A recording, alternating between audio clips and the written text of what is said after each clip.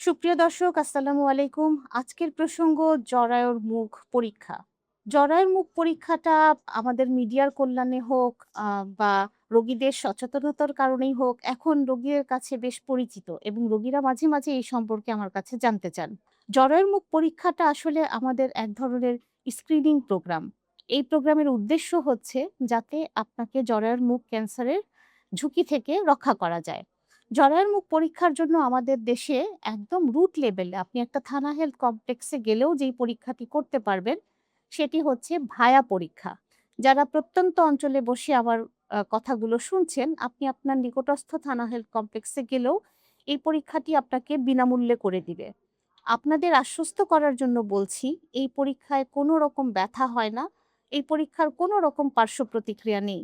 অনেক ক্ষেত্রে রোগীরা ভয় পান এবং অনেকেই দেখা যায় যে বলেন, "ম্যাডাম এটি কি না করলে হয় না? এটি তো করতে আমি ভয় পাচ্ছি।"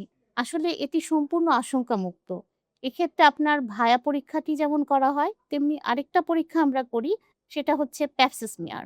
প্যাপ স্মিয়ারের ক্ষেত্রেও কিন্তু জরায়ুর মুখের লালাটা সংগ্রহ করে সেটার স্ক্রিনিং টেস্ট করা হয়।